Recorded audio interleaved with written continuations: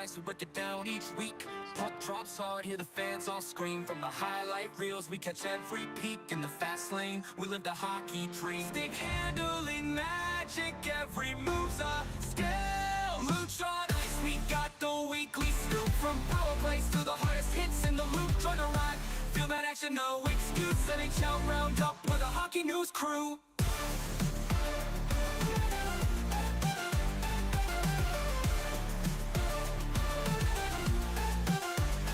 Goals and assists, the numbers never lie. From golden gloves to the rivalries that fly. On ice battles, real grit and we pride. With Looch on the mic, we rise to the sky. Every play's electric, they give us a thrill. Looch on Ice, we got the weekly scoop. From power plays to the hardest hits in the loop. Trying to ride, feel that action, no excuse. NHL roundup with a hockey news crew.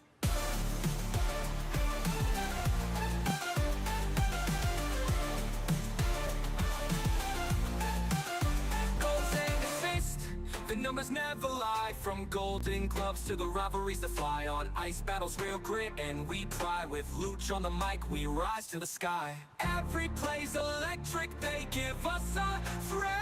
Looch on Ice, we got the weekly scoop. From power plays to the hardest hits in the loop. Join the ride, feel that action, no excuse. NHL roundup with a hockey news crew. So lace up tight, let's roll with the fight. Looch on Ice, hockey vibes feeling right.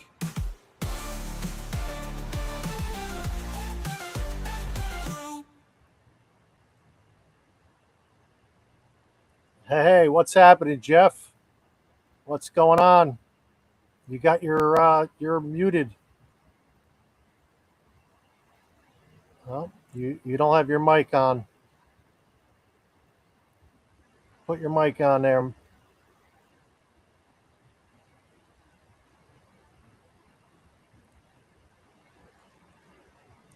No luck.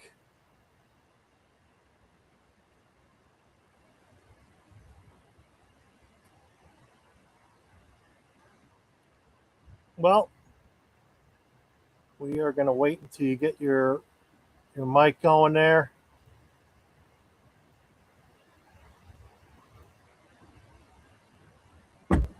All right. Well, we're going to start the show. We're going to get rolling here. Until you get your mic going there, Jeff, we're going to rock and roll, buddy. Are you going to jump on your phone? All right. This is, unfortunately, we are having some technical difficulties tonight. Jeff has some issues with his mic, and he had some issues with the Wi-Fi earlier, and now he's trying to figure it out. Good old technology. Well, we got a senior reporter from the NHL.com. He's the voice of the NHL Network. I can't hear you, Jeff. We're going to look at my phone. It says host muted me. I don't have you muted. At least I don't think. Are you on now? How about now? Can you hear me? I got you now. All right. We are good. All right, let's rock and roll here. We got enough technical EJ's waited long enough difficulties. for us for this knucklehead. I'm such a knucklehead. Yeah, let's go. We're good. We got the senior reporter for the NHL.com. He's the voice of the NHL Network. He was a pro scout for the Dallas Stars back in '96 and 90 to '98, and he coached at the Brick Hockey Club. Let's bring on our special guest, EJ Hradek. Hi, EJ. How are you? And I got to get your mic on. Come on, Looch, you're blaming this on me. No, I think. There we go. Yes. How are you, Unmuted. Yes. Nice to meet you, EJ. Nice to see you guys, Jeff. I coached at the Brick Hockey Club, so that's really my claim to fame. I had heard you coached at JSA. Was that not true? Jersey Shore. No, I couldn't. No, I did not coach there. I coached with Brick Hockey Club. I was an assistant with Butch Butchling of that Bantam group a couple of years, 13s and 14s. And then 15s and 16s, I went over and coached for the Jersey Shore Whalers. I was an That's what assistant, it was. really with all these with these different teams. But great kids, great people, a lot of good times. And these guys are all getting older now, and they're in college, and my son is in college and playing. They're playing. A lot of them are playing club college hockey, but it was fun. It was I was fun. The going to only ask you thing what. is that brick hockey rink gets cold. That Ocean Hockey Center every night, night after night, 3 nights a week, twice on the weekends. Oh, it's brutal. Cold. When I would coach when I would run a 3-on-3 tournament all day there, oh, brutal. You know.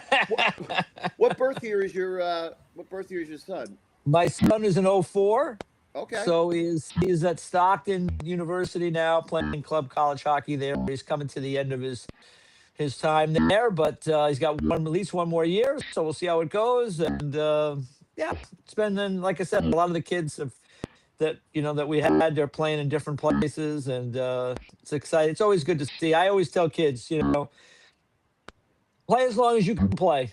Play until somebody tells you can't play anymore. Why not? Like, because people say, well, all roads lead to the beer league, this, that. Who knows what's going to happen as a young person? If you really love, you want to play. I don't know what's going to happen. So I was lucky enough to be around some really good people, and it was a lot of fun for me.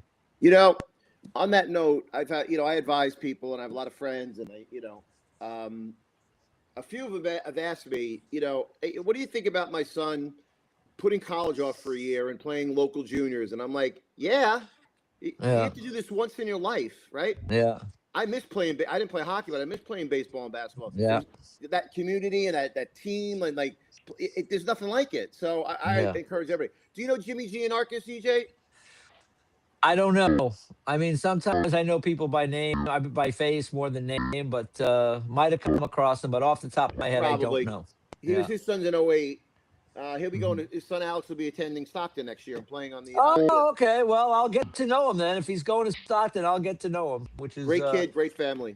Which is good. Hey, listen, that's really good to see. And I say this. I mean, I think every situation, before we get into NHL stuff, every situation is different for kids.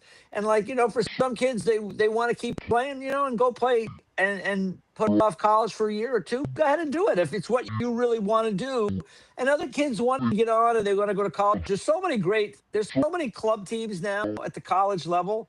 Yes. And it's better hockey than I thought, because when you really think about it, there's only about 60 Division I schools, in the United States playing hockey. And then you have your Division IIIs, and then it gets into the club hockey, and there's some pretty good hockey at the club level. So for me, it's everybody's different, and if that's what you want to do, go chase it for as long as you want. And you only get one life, so you might as well enjoy it. That's it, baby. Yep. Get to this once in a life. Peter Morris Sr., God rest his soul, was the first person to talk to me about that. We were friends, and our kids, his son's in 07, mine's in 06, but they would practice together, so we see each other a lot. And he's first to point out, he said, listen, would you rather play at the University of Texas in front of 8,000 people, or play some, Division II school up in nowhere where 3 people are in the stands and you get a shit education? I'd rather have my son play in an ACH team at Tech, and I said, it's a fair point. Yeah. And a lot of these schools have good programs, a lot of fun.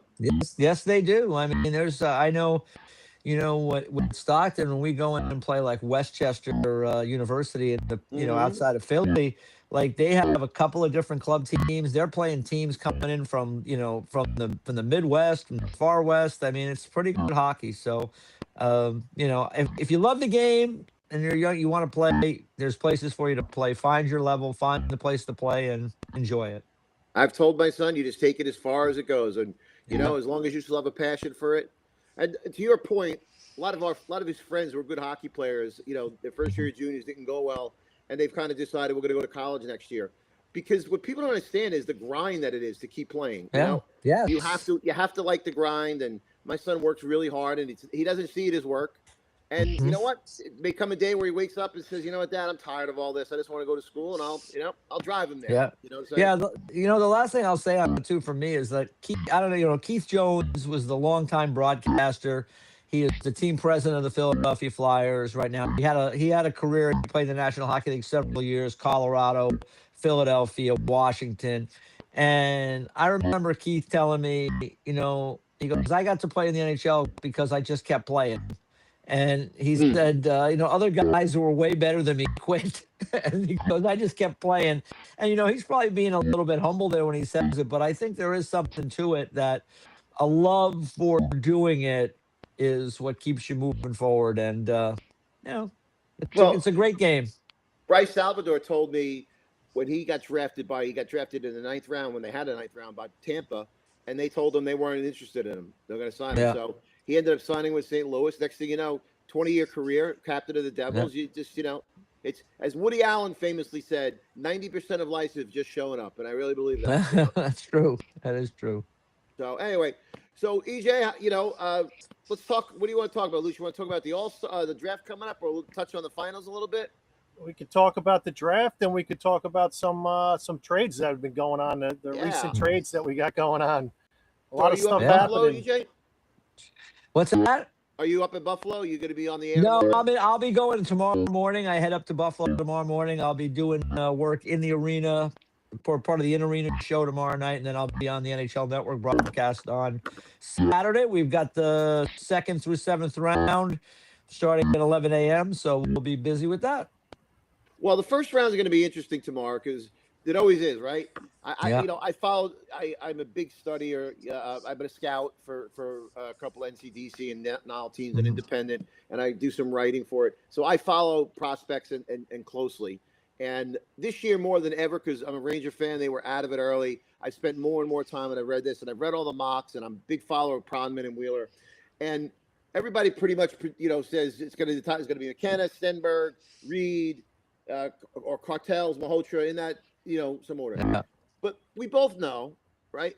Every year somebody comes in and throws something into it, right? So you can predict the top 5 like you think it. Like Benning Seneca 2 years ago, right? Yeah. Anaheim took him 3, and that upended everything.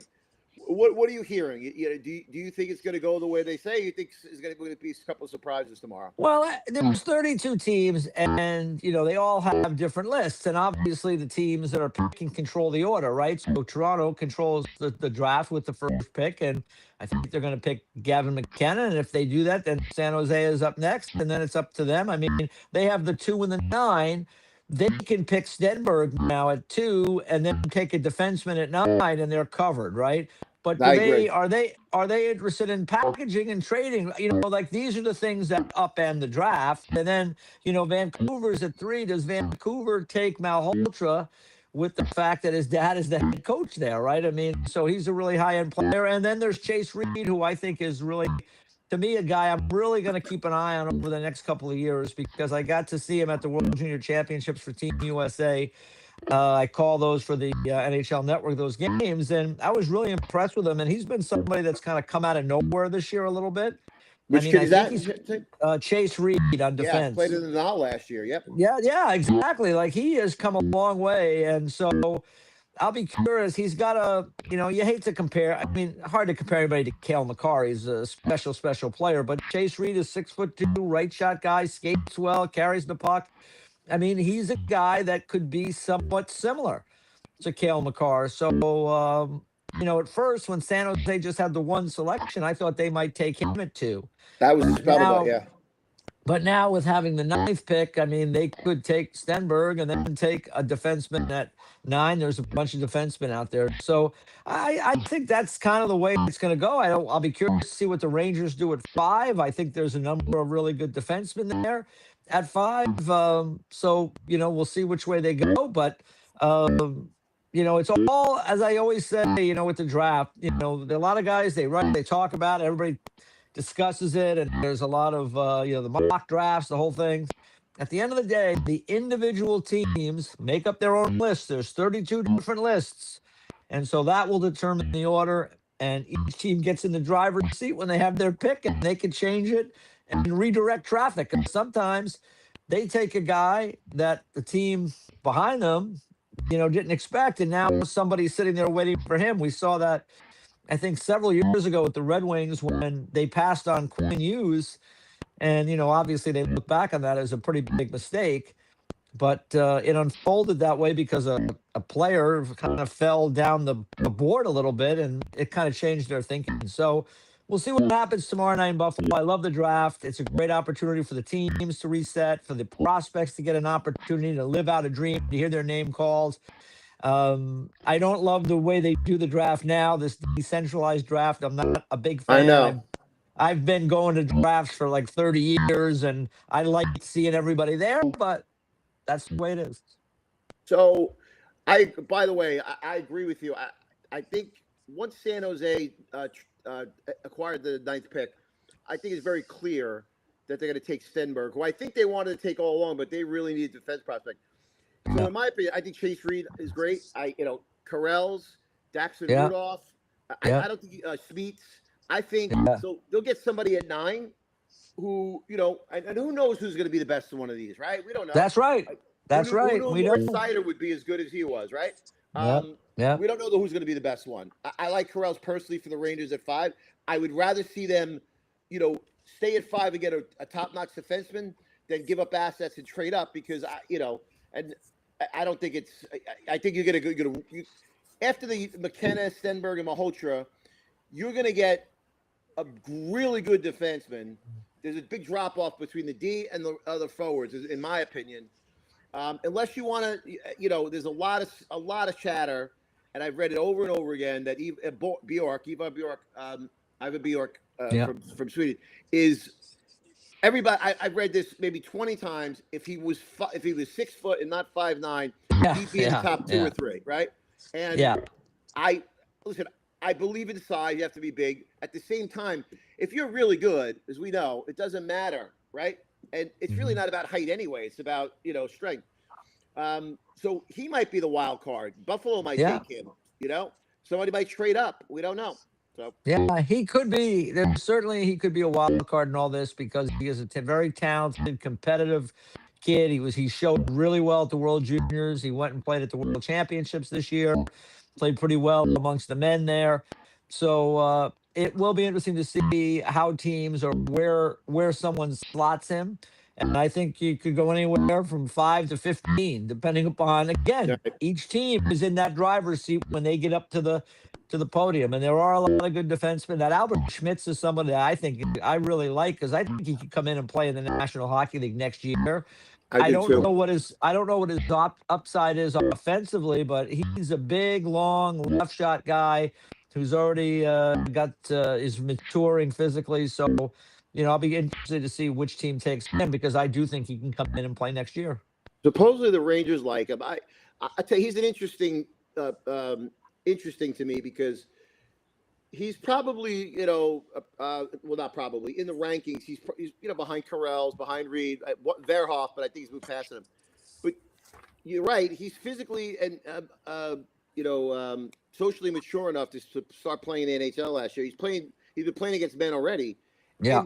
And you probably know this. I told you this, Looch. He moved to Sweden or Finland on his own. He's 14 years old. Didn't live with a billet. Lived in an apartment with another player since he was 14 years old. Wow. That's kind of the maturity he has. Like, that's the guy who's going to step in and play. They don't know if he has enough offensive upside, but they said that about Shower. And I'm not that I'm comparing it to him, but you know what I'm saying. Yeah. You never know. Yeah, no, listen, we'll see. I mean, again, he's a guy that I would say this much about Schmitz. He's going to be a guy that I think is a relatively safe pick for teams. He's going to come in. I think even if he doesn't play this year, he's probably a guy that will play 15 years in the National Hockey League, and you're not going to really miss there. And he's got that size and length that you love on the blue line. So, but there's a bunch. You mentioned a bunch of them. There's several really high-end defensemen. I think this draft, you go into 10, 11 deep of guys that can be, there's that first 3, and then there's another group of about 7 or 8. And then again, there's all kinds of wild cards because as we've seen, guys get drafted 2nd round, 3rd round, 5th round. Jackson Blake was a 4th round pick of the Carolina Hurricanes. He was their leading scorer during the Stanley Cup playoffs this year. They won the Stanley Cup. So, you never know. That's why these scouts, I mean, it's a hard job to try to evaluate kids and project where they're going to be when they're 17 years old. But, I love like I said, I love the draft because I love watching it unfold and seeing the twists and turns and then watching to see where the kids go. Well, you probably experienced this. There's also a personal side of it. because I see the kids that my son played with and against. Who he's an '06, but James Hagens, Cole Iserman, Igor Barabanov, who's projected as an overager, kid from New Jersey, played for the Colonials, played for me in several tournaments, loved the kid. All of a sudden, Igor is going to get drafted, So it's fun seeing that. And, you touched on something. To me, I think all these defensemen they're talking about, I think they all have a high floor, meaning I don't think there's much of a risk. They're all going to have a good, long career. It's who has the most upside. And that's what you try and project. Some scouts think it's Reese, some think it's Carell, some think it's Sweets. Yeah. You don't know. And it might be a kid like Tommy Belial. I'm sure you heard him playing in prep school last year. Wasn't on anybody's radar. Yeah. Had a great year up in the queue, and now he's going to go in the first round. So Villanueva was the first overall pick in the queue a couple of years ago. If last year was his draft year, he would have been a top 3 pick. He's that dynamic. Yeah. So you don't know. You just don't you're right. I mean, projecting kids at that age is difficult. And, and the kids who don't get drafted, I mean, sometimes there's a lot of guys in the National Hockey League that didn't get drafted that have become really good players. I mean, and again, I just did Vegas and Carolina in the final, and, Carolina has several players that are role players on their team. They were not drafted. I mean, the goalie who ended up coming in, Bussy, he was a guy that played in the, I think he played with the PAL Islanders. I think he played with the Titans. I mean, in this New York, New Jersey area. And, he goes on and, was a goalie on a Stanley Cup winning team coming off the bench. So the draft, like I said, it's fun to watch. It's fun to watch the guy, to watch their careers. I've been able to, I've been doing this so long. I've watched drafts. I've watched the guys come. I've watched the guys play their careers. And now they're sitting next to me, some of them in the broadcast booth. And I've seen the whole arc of their careers play out. Awesome, isn't it? And it's cool to have seen that. So, I mean, one of my favorite stories is I remember when I was scouting for the Dallas Stars, and I was doing pro scouting, and I was more of an apprentice. I don't like to say I was any more than I was. I had lived in Dallas. I talked to those guys. I was coming back east. I said, listen, I'll do it. We'll see if it works out for both sides. In the end, it did. They liked what I was doing. I liked doing it. I did it for 2 years. But I went to see Boston College. I went up to a college game, which was not what I was doing. I was covering pro, but I went up there. Marty Reisner, I think, was a highly thought of player at that time. I remember, yeah. So I went up there to watch. And, they go on the ice for the warm-up. And there's this little small guy. He's got his jersey is down by his it's down by his knees or his really. And I'm looking, and I lean over, and my wife was with me, and I said, "Look at that! This is awesome. College hockey. They got the mascot out there warming up with the players. This is great." And so then I look at my notes because I'm like, okay, I got to figure. I don't know any of these guys. I don't do college hockey, so I'm looking at my notes, and it's like, oh. The little guy is actually like their leading scorer. And it was Brian Giunta. And then having a long career in the National Hockey League. But he was a small guy as a freshman in college at that time. And he ended up having a great career. I saw him play at the World Juniors. And then obviously went on to play with the Devils. And so it's just fun to watch that whole arc of a guy. I've been fortunate. Like I said, I've been doing it for a long time. But even with all that, you just never know. Even having seen it all the time, you just never know. There's guys that surprise you all the time that end up being better than you think. So you mentioned Bossy. I did a long piece on him on my forum, and his story is amazing. He was playing AAA hockey. He played AA most of his life. 1 year at AAA, and my friend Gary Biggs, who was the scouting director for the Titans NAL team, discovered him, brought him in, played some games in the NAL, went back. Right, got sent back down to the NCDC. Yep. Right, and then they even went lower to the USPHL. Before then, he made the jump to the USHL. Had a great year there. Got a scholarship to Western Michigan. Played 5 years. Went undrafted. Get signed. Spent 3 years with the Bruins. Never got called up, but never played. Signs with Florida. Gets waived. Right, and sent down to the ECHL. And you know this when you've played 3 years in the AHL. And you get sent down to the ECHL, that's the sign it's over, right? You don't. He's on his way driving there. He gets a call from Brindamore. Hey, we picked you up. I want you to come. We're going to I want you to come to our team. You're going to start the season. And that happened because they tried to pass Primo through waivers, right, to sneak him through, and he got claimed.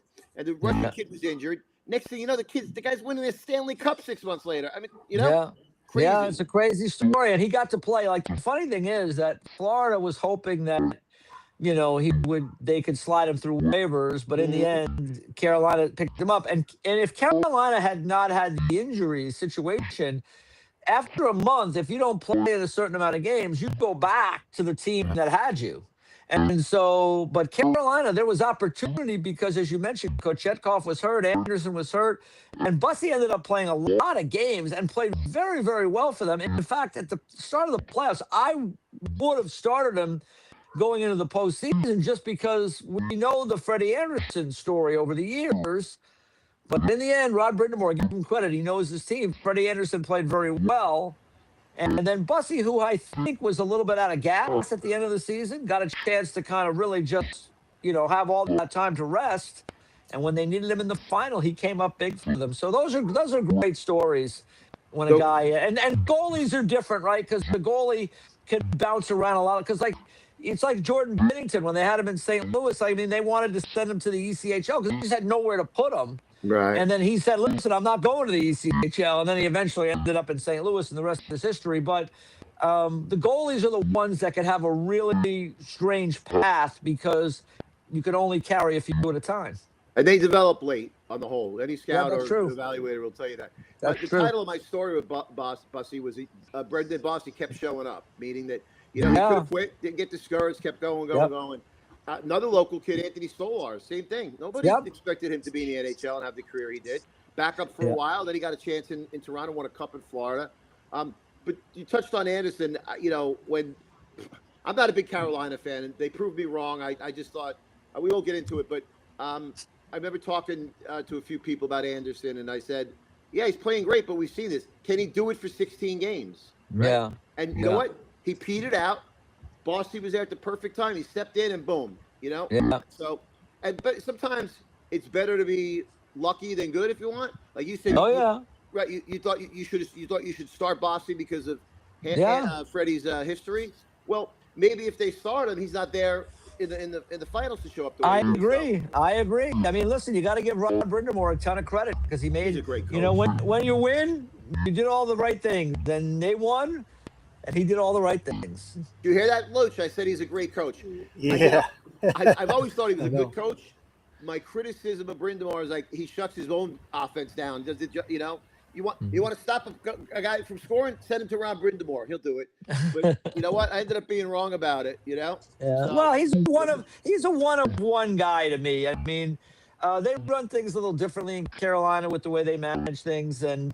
With the owner, with the general manager there, they're very heavy on the analytics. And, all that stuff is great. And it's helped them, find players and put together what has become a championship team. But I would just tell you that without Rod Brindamore there, none of it would work because they would have already been through 3 coaches in the last 8 years.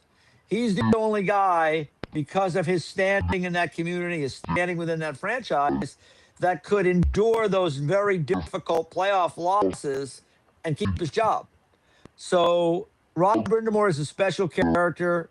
He's, I agree. When you're around him, and I've had the good fortune to be around him a couple of times, it's hard not to like Rod Brindamore. He's real, man. Well, when he was a player, he was a guy I always thought, man, I wish the Rangers had a guy like him because he just did everything right. And look, what I like about coaches about Brindamore is that he knows what he wants to do. He has a plan, right? Yeah. And he's going to that's what he wants to do, right? And good or bad, he's going to carry out that plan. He doesn't compromise it, right? But at the same time, he finds a way to fit certain players and what they do well, or they go out and get those players, right? Yeah. So I was the Rangers have been famous for this, whether it was AV when he was here, or in Off-Alette, these coaches would try and get players to fit to the way they want them to play, even if it's not natural for them. Yeah. So the Rangers, when they got Yandel towards the end of that run they had, he kept giving the puck away in his own zone, and it came to find out because AV wanted his defenseman not to rush the puck. He wanted that first pass up the ice. Well, that wasn't Yandel's game. He tried. Randy became a mess. So but good coaches find a way to make their players fit into their system, Yeah. adjust it to let them play the way they look at the Ghost, Scott's bear. Yeah. Right? Couldn't He was play for terrific for anybody. them. But, it was terrible defensively, and Bridmore turned him around. And I still get. I saw I was up at the World Cup in 2000. What was it? 2012, 16. whatever it was, up in Toronto. He was the best player on the ice. It was after his rookie year. He was phenomenal. But the coach at the time, the next year, I thought he ruined him because he tried to get him to play too defensively, and he took away the things and the kid messed the kid up. And it took him years to unwind that. So. Yeah, look, he was a really important piece in the Cup final because he can really run a power play because he can shoot it first of all, but he's very clever. He's very competitive too. I mean, you got to remember, Bear was on the 2013 U.S. World Junior team that won a gold medal. He was at Union College where they won a national title, and now he's got a Stanley Cup ring. I mean, there are no perfect players. I mean, there's Mark Messier, there's Gordie Howe, there's Sidney Crosby, whatever. There's a handful of guys who you could say are close to being perfect players, but there are very few. And so a guy like Shane Gostisbehere, he does some things really, really well. And the idea, if you have a player like that, is to complement him with other guys who do other things well and try to make all those pieces fit together. And I think that's why it went so well in Carolina, particularly this year, is that those pieces fit together nicely. And you can't ask a player to do something that's that maybe is not his strength. Yeah. By taking away his strength, right? So you don't. Shane Gostisbehere, like, all right, maybe he wasn't the greatest defensive player, but you know what? You don't want to mute what he does well because then you got nothing, right? Who doesn't get it? Like guys like Bowman and Mike Keenan, defensive-minded coaches, disciplined. People don't realize how they knew how to approach talent, right? Like, I still contend if Keenan didn't leave the Rangers, Alexei Kovalev had that Hall of Fame career. He got the most out of that kid, right? Yeah. And we see it. Look at Bowman. Like they don't try and force those players to play like not make a mistake, and they let them be who they are. They live with the mistakes. Not too many of them, but you know what I'm saying. Like it's just that's really good coaching. The guys who don't last. Torch doesn't get credit for that. It's hard. You get frustrated with players sometimes. I understand that. I mean, fans get frustrated with players because they see them all the time. Coaches get frustrated because they see them all the time. In the end, like, you watch any player too much. I mean, I always feel like you could over scout and overthink things. I mean, so I think Gavin McKenna was one of those guys. Like, he's been on the radar for like 2-3 years. And so people are trying to pick his game apart all the time. And, Gavin is a really, really intelligent player. And he's, he's not Celebrini, but he's somebody that sees the ice very, very well and can drive offense from the wing. He reminds me a little bit of the kid in Tampa Bay, Kucherov. He reminds me of that type of player, very precise, sees windows opening, closing, very, before anybody else. So, to me, I think he's going to be a really good player. But, like, you just see, and then you go down the line, and people just want to pick you apart. And Gostisbehere, he doesn't play defense well. He doesn't. Shane Gostisbehere is a good player. He fits in a certain role. Play to enjoy his strengths. Try to mitigate against whatever weaknesses you think he has, and try to find players that complement. And that's the way you put a team together, because it's all pieces that have to fit together. And give Carolina credit; they found all those pieces that fit together very nicely. Yeah. I didn't think they could win without those centers, and look what they did. They all Stan Coven became a second center for them. Now, he was blessed to have Hall and Blake with him, and that line went wild. Everybody was complaining about Aho and Svechnikov not scoring enough, but, like, having Aho and Svechnikov, they draw the tough checkers. Yes. So now Stankoven, Blake, and Hall are producing because they're playing against the lesser D pair, the lesser checkers, and so they have opportunity. And then Jordan Stahl just does what he does, and he was just lights out in the final. And so that team, they just had a lot of things came together for them, and they had a good path. They didn't have to go through a really big and strong and tough team in the East. They went through Ottawa, Philadelphia, Montreal, all teams that are, not really, like Montreal's coming. They're just not there yet. Philadelphia was happy just to be in. And Ottawa, you know, it's like those games were close, but Ottawa just couldn't find a way to score when they needed to. So Carolina was knocking on the door a long time. Everything fell into place for them. They made really some good moves. You know, Ehlers comes in. He's been a really good player for them. So, you know, good for them. They figured out a way to get it done. Once again, going back to what you said before, right? Stankoven, if Rantanen signs a contract, Stankoven's not there. He's still in Dallas. Right. So what That's happens right. then? Even with Rantanen, is the mix right and they win the cup? We'll never Probably know. not. Probably not right. Yeah. He didn't fit there. I watched when Rantanen was there. You could see Rantanen did not want to be there. He did not fit what they do, and that's okay. You know, and for Carolina, you know, they took a shot. It didn't work. They pivoted, and they got a player in Stankoven who has been a really good fit for that team, and now they've already won one championship. Who knows if they can win another one in the next few years? That'd be a great trade. They draft very well, Carolina, and I'll tell you the reason why I didn't like them just real quick. I felt like the analytic guys, you know, because they're very analytic oriented, Carolina, and then the media, anything they did was great. Oh, it's great, no matter what happened. Oh, they're great. I felt like because they were the poster child for the analytics guys. So it annoyed me, but you know what? They ended up winning, and they got it all. They got it all put together now. And listen, I was always very much a like you got to prove it to me, Carolina, because I've watched them, you know, bang their head against the wall for the last several years. They never can beat the Rangers in the playoffs. They couldn't beat Florida. They like big, strong, tough teams give them trouble, and they just didn't have any of those teams in their path this year.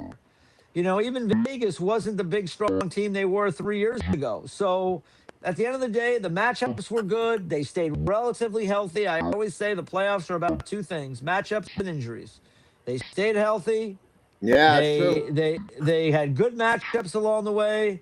It was their time, and they got it done. And, you know, it's hard to win. So, like I say, congratulations to them. I mean, they did a lot of positive things, and it just fell together in the right way.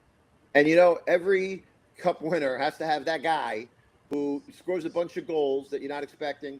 Jordan Staal for them. But Yeah. Vegas won, it would have been Brett Howden. So let me ask you, though, because A former Ranger, Brett Howden. Yeah. Unfortunately, he wouldn't have done much with them because they're not in this, you know, all the other stuff. No. But let me ask you something, because what you said about they had the path to the final, I thought Vegas was going to win because I thought Vegas, I mean, they took the So did I. Right? So did I.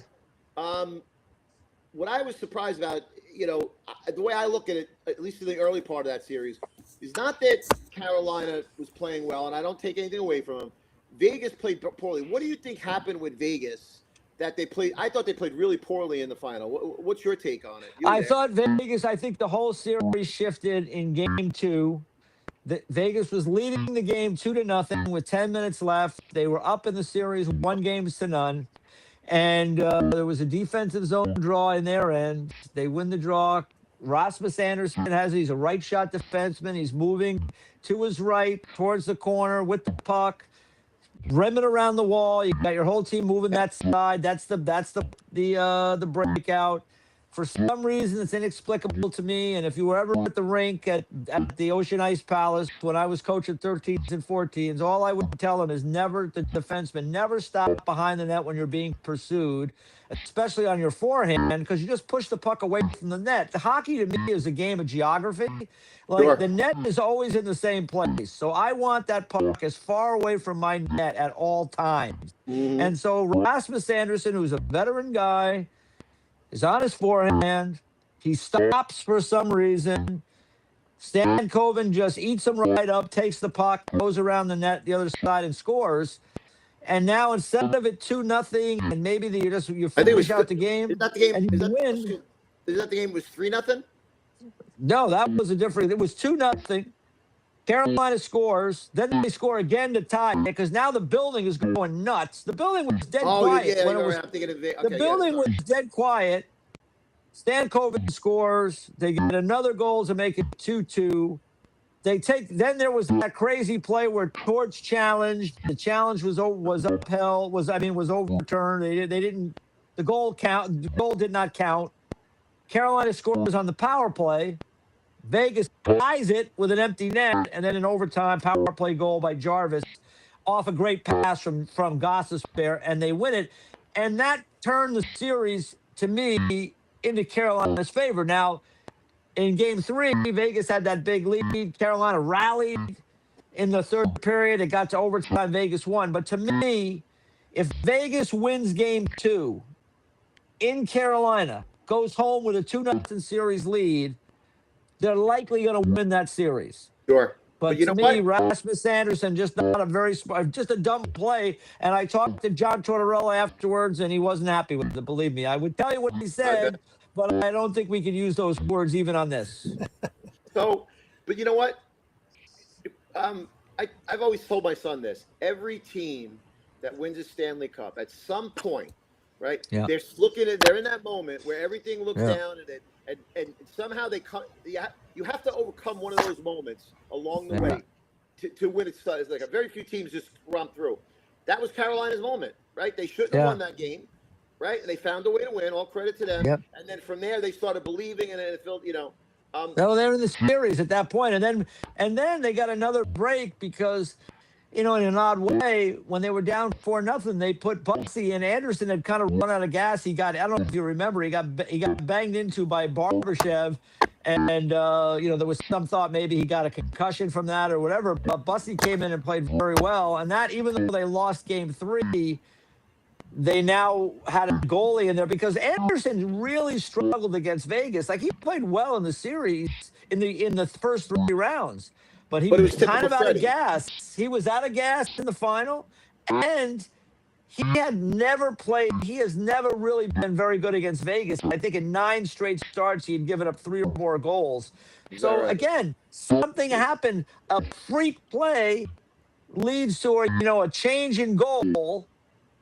And then that kid plays the rest of the games and they win. So, Right. like, it was their year. But I think in game 2, when Rasmus Anderson made that poor decision behind the net, that's what started to change things for Vegas. Then they had Carlson got hurt.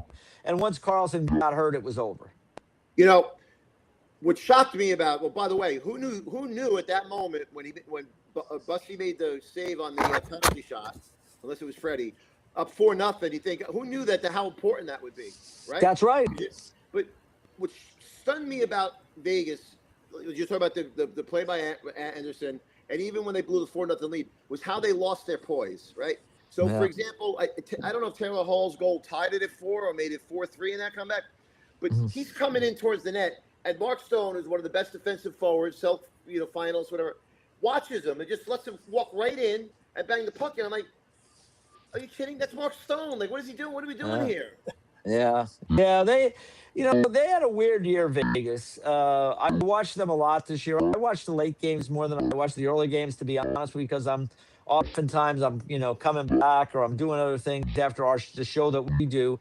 But I watched Vegas a lot this year. Their goaltending struggled a lot during the year, so that didn't help them. But that team really had quit on Bruce Cassidy, and they needed to make a coaching change. And it was only really, I felt watching it, it was just going to be a matter of when they did it. And they waited as long as they could because, Bruce was under contract and he helped them win a Stanley Cup. So I don't think they wanted to fire him, but I just think they realized the players had tuned him out. So they bring in Tortorella. The goaltending got better. Cassidy left, and then they got some guys healthy. Carlson came back healthy, and they got better. But my point in saying all that was a very uneven year for Vegas. And even though they got to the Stanley Cup final, it wasn't like the Vegas team from 3 years ago that had Alex Pietrangelo and with the bigger, stronger, sturdier team. This team was a little more fragile, and they had those moments. And really, if Anaheim could have taken advantage of some of those moments they had, Anaheim might have beat them in the second round. But Anaheim just wasn't prepared for that. They're not ready in their evolution as a team. And Colorado, they played the first 2 games without Cale Makar, and I think that changed the whole dynamic of that series. 100%. And give Vegas credit, they took advantage. So, a couple things there. I've been saying for a couple of years, I mean, you can't criticize Vegas what they've done. I think they've gotten away from their identity, and they're chasing all these stars and high-name players, and they don't have enough of well, they had Riley Smith, but you know what I'm talking about, or the Marchessault, or those guys like that. And I think they've gotten away from that, and I think that's part of their problem. A friend of mine pointed out when they were struggling in the finals, he said, you know what? this is who they are. They struggled Yeah, all year, right? They that's rallied right. at the end because they were on the precipice of not making the play. They rallied and Yeah. got on a run in the playoffs. Everything went their way. Boom. But this is truly who they are. But real quick, let me ask you something. What was the deal with Torts? Was it from the start they wanted to bring up the guy from the minors and Torts was there just temporarily, or did Torts not want to coach anymore and then stay there? Why didn't he come back as coach after the playoffs? Well, the plan was always to bring Ryan Craig and elevate Ryan Craig from the minors. He has a long relationship with Kelly McCrimmon. He had been an assistant Mm-hmm. coach with Vegas Played with for their him, right? cup team. And before, yeah, he had him in junior. And so, like, that was the plan because they didn't feel elevating Ryan Craig for 8 games at the end of the regular season was fair to him. And I think that was wise on Kelly McCrimmon's part, George McPhee, that group. So they brought in John Tortorella. They got to the final. Now, if they win the Stanley Cup, I don't know if they don't just bring back John Tortorella. It's awfully hard to make a coaching change after you win the Stanley Cup. But the Oh, plan they're an was organization always, that would do it though. yeah. Listen, you're right about that. They're ruthless in the way they do things. And you know what? If you're a fan of Vegas Golden Knights, you're damn happy that they do because they get results. But the plan was always to bring Ryan Craig in. I know that Tortorella does want to coach still. There are no openings right now. So we'll have to wait and see. The fact that he took a team to the final in that circumstance, I'm sure is not something that is lost on teams next year when a team finds itself struggling in the middle of the season and thinks that they have a better team. John is probably going to get a phone call again. But I know he wants to coach. He said that. And you got to give him credit. I think the best thing he did during that run was he just didn't do a lot. He just Yes, he yes. he didn't, there was nothing you could they knew how to play there. They have the systems in place. Those guys know how to do it. Like if he would have went in and tried to change a lot of things, I don't think that would have gone well. But he just knew he was there to kind of guide, and I think he did a really good job under that circumstances. That's the thing. He just knew the right path was just to kind of allow these guys to be free and play, and just a change of voice was the biggest thing. They were out on Cassidy. For whatever reason, they were done with Bruce Cassidy, and that was very obvious. So I heard Torts say this, and he basically what he saw was they were lacking confidence. They didn't believe in themselves, and he Yeah. felt like his job was to help them believe in themselves and remind them they're good players. Listen, I'm a Torts fan. He's not for everybody, but Yeah. one of my things with Torts is that I think that he's hurt himself as a coach over this is he got too stubborn. And for example, when he was with the Rangers, he did a remarkable job getting that team where it was with the type of talent they had, and they had to play that way, right? But he got too rigid. Like you want to be defensive, you want to be able to keep the puck out of that's important. You can't win, but he got too rigid. And people would point out what happened to Safe as Death. Safe as Death when he was in Tampa, right? He would tell them that.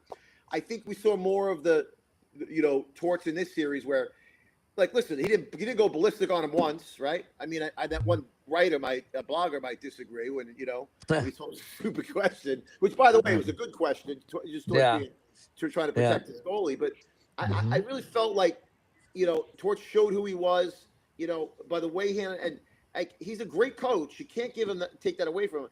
I was rooting hard for him. I really wanted him to win another cup. And I hope he does come back and coach somewhere. And I hope he wins because, look, he's his own worst enemy sometimes. But I think he's a good guy. And I think he's a good coach. And I root for him to be successful. What do you think, Looch? Yeah, I think that we should talk about the Rangers a little bit real quick. About another 5 minutes. I was hoping to get some Rangers stuff in there. All right, let's go. Let's go. What are we thinking about the Trocheck? And I know they were talking about Matthew Nyes, but what are we thinking with the Rangers? I mean, they want a lot for him. Pretty quiet. Yeah, I mean, I don't know if there's a lot they could do right now. I mean, like they don't have a lot to offer that teams want. Like teams aren't trading for JT Miller. Teams aren't, like now Zibanejad, I think, he's played better this last season for sure. but he probably has trade protection, and he's somebody that really Yes. loves being in New York. And if you trade him, I mean, I don't know what you're getting to replace him with. So, I just don't know where they make moves to help their team be that much better. I don't think they should trade Schneider. I think we've already seen it was kind of foolish to trade Miller. So, like these young defensemen, they have ups and downs. You got to get good people to work with them and to help them improve and get better, because it's a process for young defensemen in a very hard league.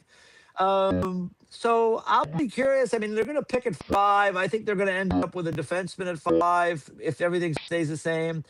I don't see how they get Matthew Nyes. I mean, they could trade the 5 to get Nyes, but I think Toronto's going to have better offers than that. Yeah. Players. So he's a valuable piece. And Matthew Nyes is really a valuable piece to a team that has centers and is going to be in the playoffs. And that's where he's not a valuable piece to a team like the Rangers that are trying to figure things out. The only thing I would say is the Rangers they're making some changes within their group, like, with some of their internal management people, is that maybe the best thing is to take the picks, keep developing your players, hold your water a little bit, and just hope that Connor McDavid's situation goes really bad in the next year in Edmonton, and maybe then you can get in the mix. I don't know. Yeah, I don't think he's coming. The biggest problem for the Rangers, I think, is going back, is like the years that Eichel was available. Like that's where the Rangers should have jumped. Yes. Now there was some risk. He was injured. There was the neck thing. Nobody was sure. But here's the difference. Vegas went in hard and heavy and got it done. Maybe it was impossible for the Rangers to trade for him. Maybe Buffalo would have just never traded him to the Rangers. I don't know. But I know this. I would have made every effort and offered everything I could, because until you have that legit number 1 center in place, you're probably not going to be successful. So my whole life has been the Rangers' problem, except for Messier. Yeah. So everything you said, I agree with, and Luch has heard me say this all year. Sometimes the best moves are the ones you don't make, right? Yeah. So the Rangers don't have a lot of prospects. They don't have assets. So right now they should be building it up, and you want to keep the cap room and you want to keep those assets. So when that guy comes available, you have perfect example, Matthew Tkachuk, right? So if the Rangers were never going to be in that because they didn't have the cap room and they didn't have the assets, right? So you want to be there, right? You want so the old school, what the Rangers used to do. They would have signed Tuck, right? They would have signed Radish, right? Try to throw it all together, and too often, and this is why Ranger fans drive me nuts. They're complaining, oh, Drury's got to make a move. Drury's got to make a move. Why? And those same people will be killing him for make a move. Like that's true. I said to people, what would you if he came out in a press conference to like the bloggers or whatever, and I said something and he said, so tell us about why you traded for player X. We had to do something. We didn't really like him, but you know what? We had to do something, right? The fans, because the fans, Ranger fans especially, are most reliable. They have the audacity now to, after they ran Trouba out of here, tortured the guy with the booing, and now they're criticizing him because he played well and they should resign. It just, I think I've been a defender of Drury. I don't see it's another example of groupthink, right? If you ask people why they don't like Drury about the job he did, they couldn't tell you, because I've gone through it on my forum. And other than Buchnevich trade, he's not made bad moves. The JT Miller trade, people forget. Hold on, I want to hear what you have to say. But I mean, he hasn't made great moves. So, but I don't think he's been a disaster. But you go ahead. You say. Well, listen, I think Chris's biggest problem for me, and this is why I think a general manager in sports, I've come around to the thinking that I think a guy could come from any walk of life and perhaps be a good general manager in the NHL. And the reason I say that is I think that the two most important qualities for a manager in the league are the ability to manage people up and down your organization, and to know the things that you don't really know. Because when you think you know everything, you're going to make mistakes. Now, life will So teach you. Life will show you don't. exactly. So, like for me, if you can manage people above you, below you, in the middle, the players, manage the people. They want to be there. Set a good environment. Make a decision. Like, who do we want to be? I always say a manager or a team, they have to decide, like, who are we? Are we a skill team? Are we a tough team? Whatever it is, we have to write that mission statement for who we are. And I think, again, managing people, and I think this is where Chris really struggles. He is socially awkward for whatever reason. And this is, God bless Oh, him. he He was a is. he was a good player when he played, but he is socially awkward. He does not manage people well. He has not managed the situations around me. They went out, they got Goudreau. They paid, like, Goudreau was a great player to have. Like Tampa had him at $1 million. That's great.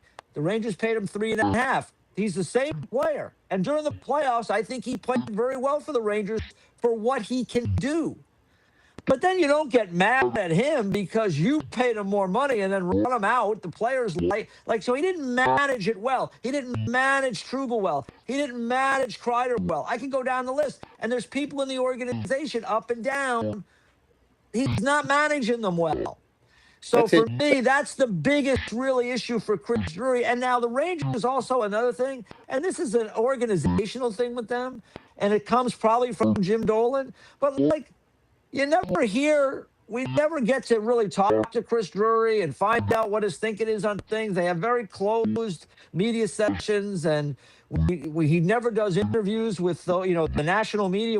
I've never interviewed him on NHL Network. This is a guy I used to sit next to in the locker room after a game and ask him about things when he was a player. And so, like, again, this is just not run right. And so for me, that's the biggest problem and that starts really above him with the owner wanting to run it this way. So listen, we'll see where it goes. I don't love a lot of moves he made. Right from the get-go, he signed Patrick Nemeth. That was one of his first signings. He was a defenseman. And like Patrick Nemeth, I knew from having played in Dallas, he was a pretty good defenseman for a long time. He was at the end of his career. I saw him play in the playoffs that spring, and he was not good. You could see it was over. And the Rangers signed him to a 3-year deal, which they eventually had to send a player to Arizona to kind of take away the money. And that was minor, but that tells me you're not dialed in to what's going on. So listen, they got to the conference finals twice in the last 6 years. Those So were it Gordon's teams, though. it wasn't all bad, but it has not been managed well. And I think that's the biggest problem for me. And until Chris, sometimes people figure it out. Sometimes they learn. And he's getting a lot of rope to learn with. But So it's a touched on strange something. situation. You gave us some insight that we couldn't know because we're not around him. That's interesting that he's socially awkward and he doesn't manage people well. And I think he's proven that. Maybe he needs to be paired with an assistant GM or a president who can handle that stuff. I don't know. I don't think they should have fired Gorton and JD. Yeah, I would agree. I thought that I was would a agree. fiasco. Jeff Gordon fell into the greatest situation of all time because he's in Montreal now. They got a great owner there, Jeff Molson.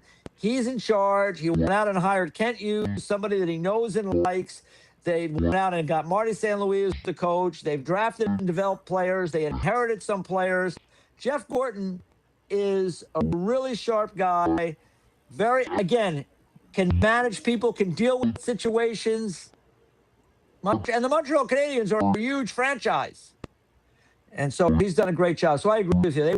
They should have kept Jeff, but the owner wants. He's the problem. The owner likes. Listen, the Knicks just won, right? So you got to give Jim Dolan some credit. The Knicks won. He's the owner. Yeah, he can't get no credit. He can't get no credit. He has but from on the hockey side, but on the hockey side, it's not working. No. So we'll see what happens. I'm willing. Let me say this about Jory. I've defended him under the sense that I like some of the things he's done. He's definitely mistakes, but I'm not a big believer. One of the things I think the Rangers made this mistake forever is you bring a guy in and you fire him after 3 years for whatever reason. Now he spent 3 years putting his scouts in, putting what he wants, and then now you fire him and you got to start all over again, over and over. Yeah. I think he deserves an opportunity because look, those were Gorton's teams, basically, that went to to the conference finals twice with Drury, adding Yeah. and making some moves. What I've noticed about Drury since he took over that I like, for the first time in the Rangers' history, he's drafting big, gritty guys late in and he's hit on some Yeah. of them. Yeah. You're more likely. My philosophy is you're more likely to hit on those type of guys late in the draft, late in the rounds, than you are. Listen, we'd all love to get a Datsuk. That's the once in a million, right? But you're gonna get a Schlemmer. You're gonna find them back there. I like that. I, I, I don't know if who knows if the Miller move is the right move. But I like that he was decisive. Sometimes being decisive, you're wrong, but whatever. But I think he deserves an opportunity to show what he could do. And if he doesn't get it done, get rid of him. He's getting a lot of rope. He's getting a lot of rope. So we'll see where it goes. I'll be very curious. They've got a great goalie in Shesterkin. And so as long as they've got Shesterkin there, they're going to have a chance night after night because of him. But, I would say, they got to draft better. You're right. They have draft. They've identified some bigger players, the Remtes and the Swedish kid they got there, and they've got a couple other bigger guys. And that's, again, organizational thinking, right? Let's draft bigger players at the back end. Maybe that, it's not a bad thing. But when you look at the draft classes over the last several years, they have not been good.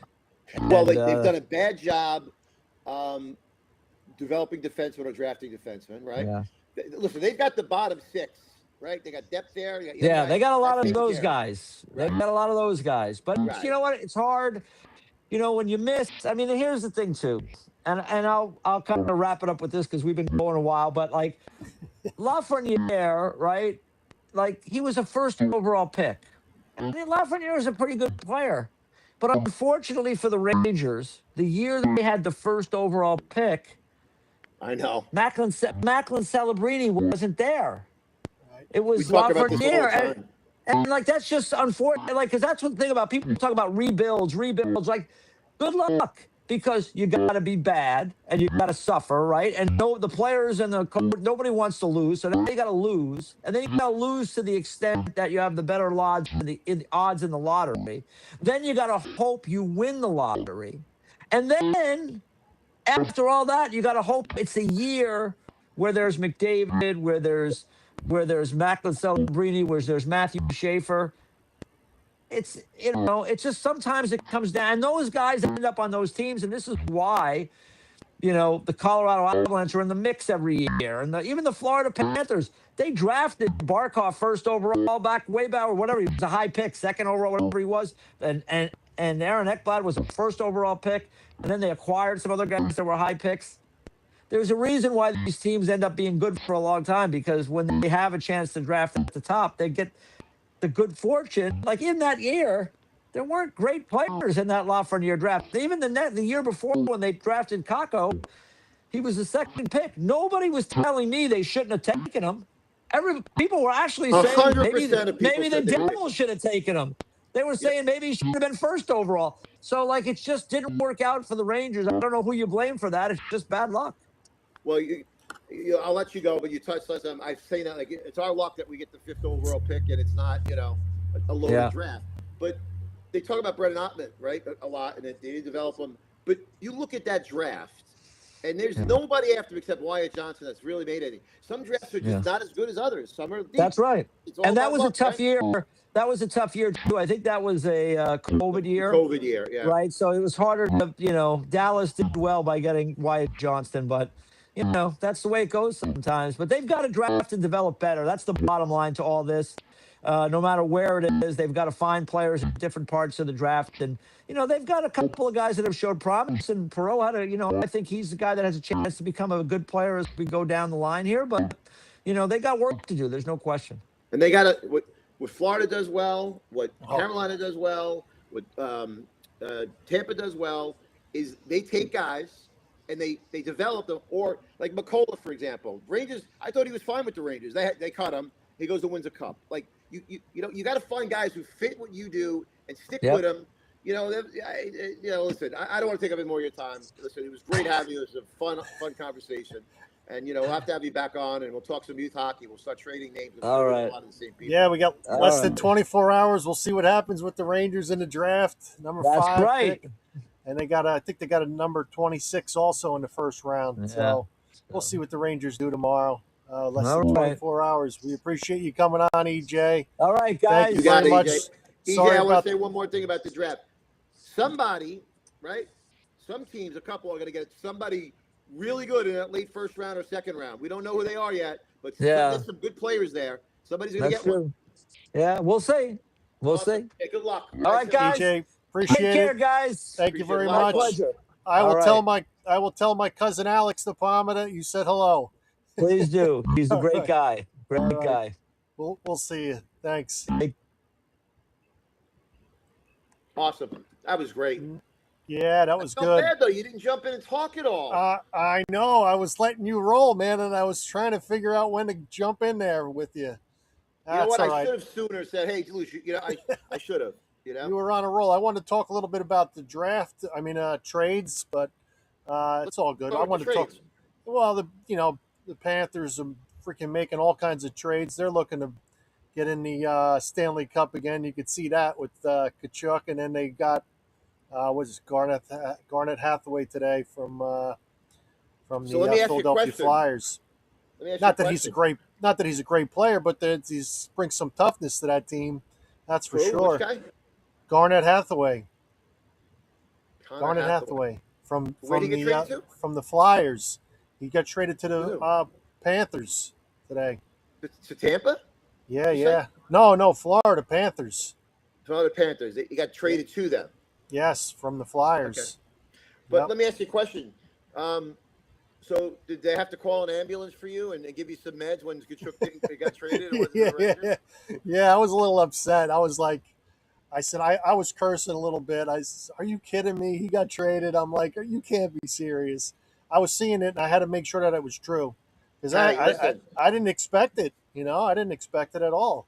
I predicted it, right? Yeah, you definitely did. As I was talking to a friend of mine who's a Panthers fan, and he pointed it out. He's like, well, it was kind of obvious, wasn't it? I said, you know what? Yes. That's why I predicted. Yeah, it was so obvious. And Right. and I couldn't understand why the national media didn't pick up on it. So, Because first of all, you remember I've been saying over these months, he's full of crap. He's not signing there. He's going to want out. It's just a matter of when, right? And the whole time when he was saying, I'm not talking about it, I'm committed to here, he had already asked for a trade. We knew this was going to happen. We knew it, right? We knew it. So where's he going to go? Like, yeah. he goes to his brother. Everybody goes to Florida. Of course he's going to go there. I It know. was so obvious, Yeah. So, and Not- look, the Rangers, he wouldn't have been a good fit right now. Brady Kachuk on the team 2 years ago that went to the Eastern Conference Finals. That's when they needed a guy like him. That's when you get a guy like him. Now, he's not a guy you build around. He's not going to come here anyway, because he wants to win, and the Rangers aren't ready to win. No. He's not so you don't want, if you give up the assets to get him now, it's not going to make a difference. He's not that type of guy. He's a support player for Barkov and his brother, and you know what I mean? So Yeah. he's not a guy you build a team around. That's not a knock on him. He's a winning player. He's a terrific player, but he's an important piece. He's not the guy you build around. That's going to be a great second line, right? I think they're going to be a second line. Kachuk, and what is it, Bennett or Barkov? On the first line? I know, with the Kachuk line. It'd be Kachuk. What is he? I think it's the Kachuks Reinhart, and Bennett. No, Bennett. I think it's going to be Kachuk, Bennett. Kachuk, I think Yeah, start. what a line that's going to be. Well, listen, they're going to get McDavid eventually for their fourth line, right? Yeah, right. I know. No, I I hear think you. that's the one place McDavid won't go. Yeah, they're going to be right back in it again this year. The Panthers. Oh, absolutely. Look, with that. Now they got to solve the goalie problem. That's what they got to do. Yeah. Who's going to be their goalie? Yeah. Because Bob didn't play well last year, and it looks like they don't want to pay him the kind of money and term he wants. So, look, we've talked about this many times. There's an analytics guys, a lot of them believe that you don't need a goalie, a top-notch goalie, and pay him that kind of money. You're better off getting a middle-level goalie, right, and then spreading that money so you have depth of players. And you know what? They've been proven right a few times. I don't necessarily agree with it. I think you still have an advantage if you have a stud goalie. But Vegas won 2 cups without a great. Well, the first one was Flores, I think that, but they won a cup with Aiden Hill. St. Louis won with Bennington, right? Edmonton went to 2 Stanley Cup Finals with that disaster they had, which and 2 Game 7s. Carolina won with a journeyman goal. So they've been proven right. So Florida might pick up a guy, and who knows? But then again, who knows? Maybe they lose in the first round next year. Hockey, it's so random. Right. Yeah, it's some game of So, inches. we'll Yep. see. Somebody gets hurt. Barkov got hurt this year or this past season, and that they pretty much tanked the Florida Panthers. But I think they're going to be right back in it without any injuries. They'll be back in it. They're going to Washington's rip right through. I'm sorry, I know Carolina won a cup, but when I'll believe it when I see it that they could beat the Florida Panthers in a playoff series. Right. And Nichushkin got one of my other favorite players got dealt today too. Nichushkin went to Columbus Blue Jackets. Valery Nichushkin, you like him. from Colorado. Yeah, I liked Nichushkin. And he had some issues with the Colorado Avalanche. He had some I don't know, legal issues or whatever he had. He had to go to the Rehab? NHLPA. He had, sorry, go ahead. yeah, no, he had to go to the oh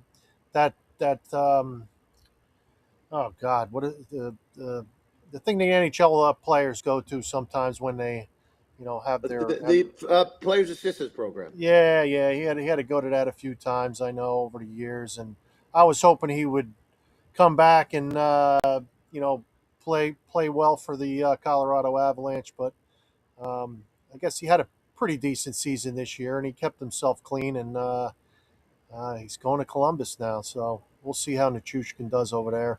Well, so speaking of Columbus, I haven't had a chance to read about it yet on it, but there's a headline. Waddle, who's the GM, has heard something about Werenski, that maybe Werenski is going to start wanting to ask out of there, because of their winning. All right.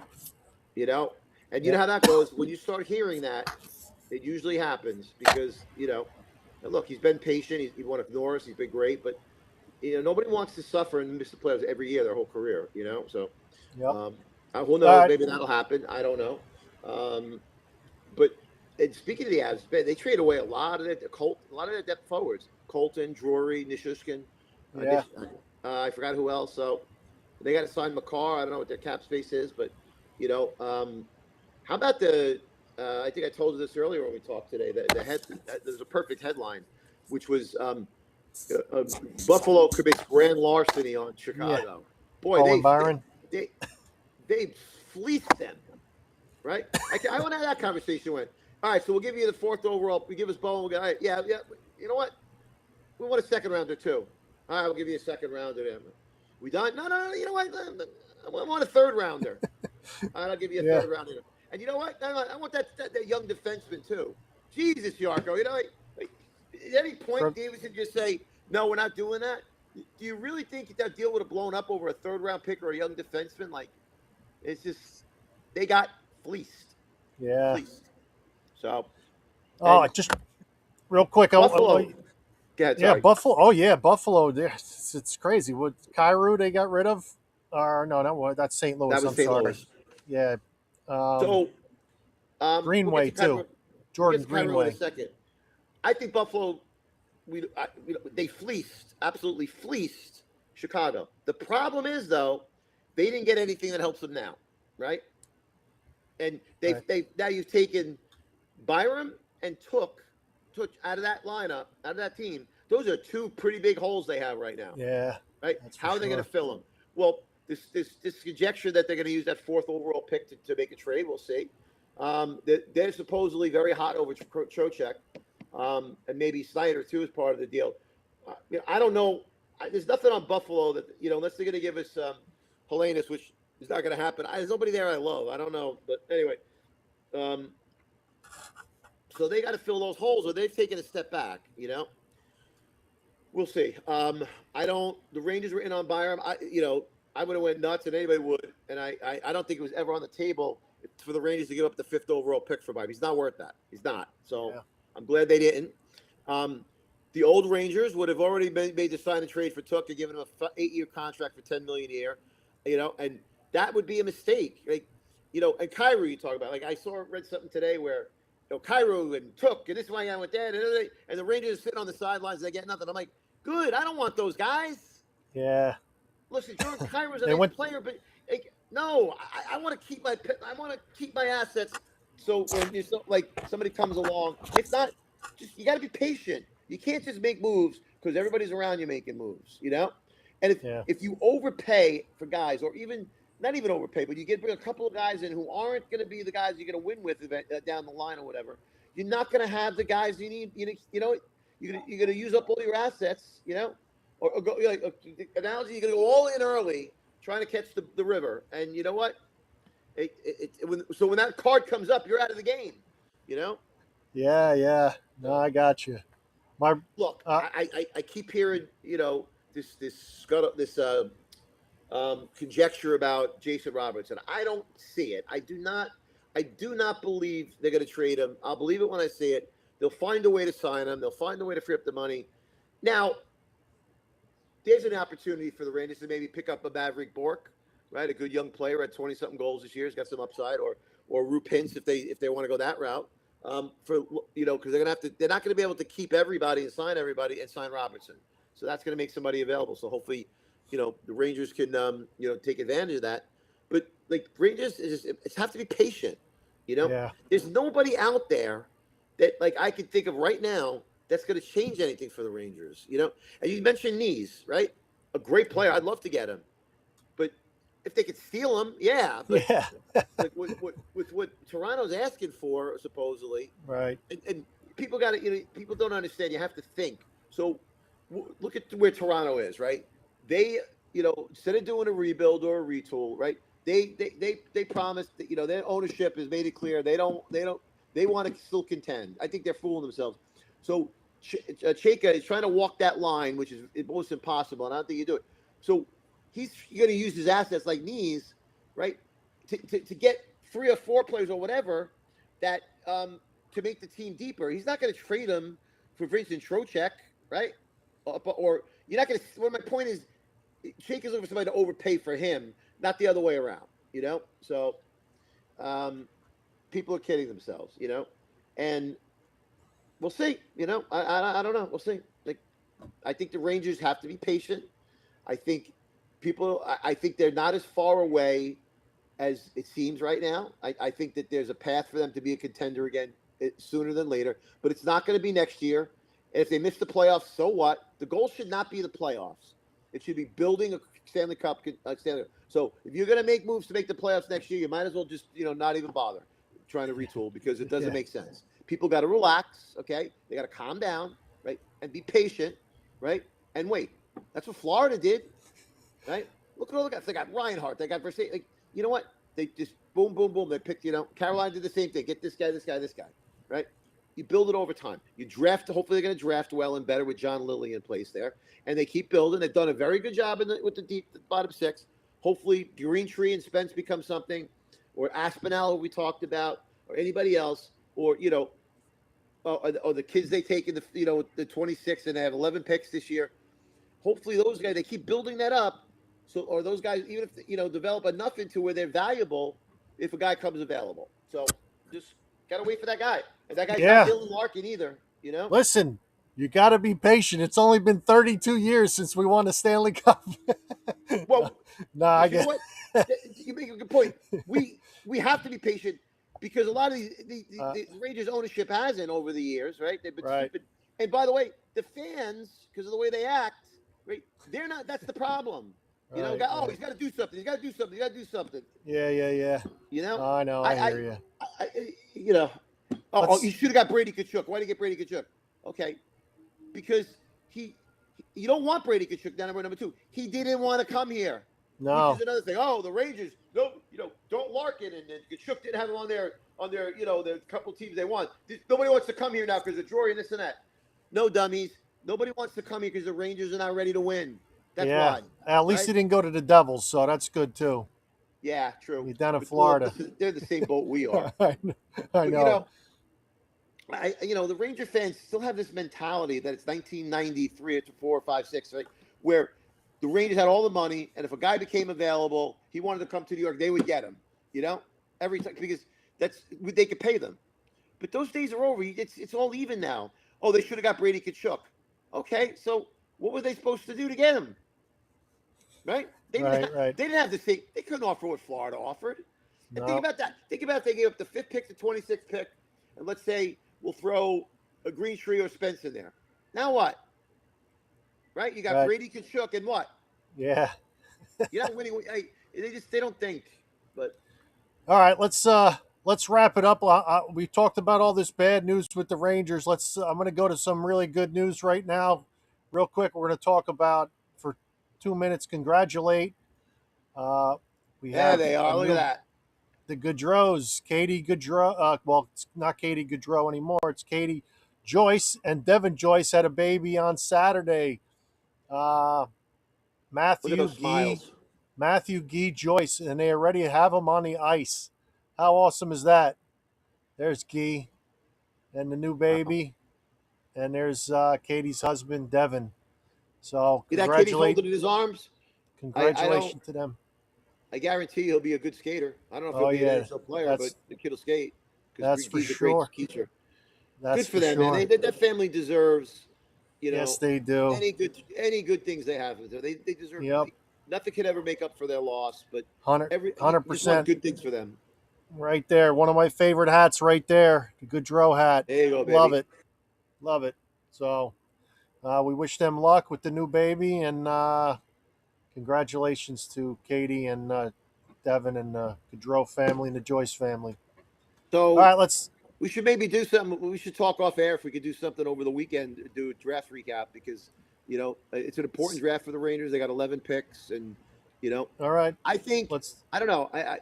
I have a good feeling. I just have a feeling. It's a gut feeling that they're going to hit on something in this draft. They're going to find a couple of players that are going to be good and people aren't going to expect. They're going to get a good player at 5. There's no doubt, because there's good players available, and there's even a little bit of buzz that Malhotra might be available at 5. That I've heard this. I think I said this before, that I don't think the Malhotra and his dad are so keen on him coaching him, and it might fall the Rangers' way. This kid, Ivan Bjork, we've talked about it before. I said I don't want him. He's 5'9", and I said to my son the other day, I don't know. He's kind of growing on me. I read such good stuff about him. Maybe they should take him there. And then I read again that he's not a great skater, and I'm like, you can't take it. You can't take a small guy who can't skate. So I don't know. Yeah, we'll see. Well, we don't have any say in the matter, so we're going to have to wait till tomorrow. Less than 24 hours. I can't wait. Yes. I'm looking forward to it. Definitely, I'll be watching and seeing what they do. And me too. And we'll find out early at 5, because it'll go. They're one of the first picks. And listen, as much as everybody focuses on the first round, it's great. For me, the Rangers, the second day.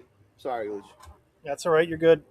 Saturday is going to be the day I'm really interested in, because they're going to have 9 picks. There's going to be some good players in the second and third round.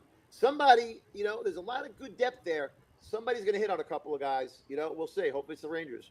Yeah, let's hope so. All right, let's rock and roll. We'll head out of here, and we'll talk. And we're going to probably do a show maybe once a month, just to update everybody on what's going on. We'll do our normal Wednesday nights. We'll go back to our Wednesday nights. I know we've been bumping around a little bit towards the end of the season here, because we're trying to accommodate some of the guests that we're trying to get and have on the show. So we're going to try to stick to our Wednesday night. We're going to come back in the fall, at the start of the season, rebranded. We are definitely going to reboot and do a little upgrade to our show and get things rolling a lot better. Tonight was a little bit of a snafu in the beginning. I know we had some feedback on the show, and we're gonna work on all of that stuff, and hopefully things. And the new name is going to be Chicola on Ice. There you go. Looch is the guest. Sounds good. All right, let's rock and roll. Yeah. Right? All right, sounds good. We'll talk. Have a good night.